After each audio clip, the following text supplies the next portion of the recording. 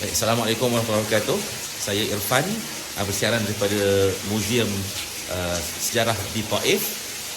Apabila membincangkan berkaitan dengan ilmu falak ataupun ilmu astronomi, ilmu astronomi ni ataupun ilmu falak, dia disebut di dalam Al-Quran dengan jelas. Allah menyatakan wa kullun fi falakin yasbahun. Ibnu Katsir menyatakan bahawa yang dimaksudkan dengan falak itu adalah benda yang berputar lah.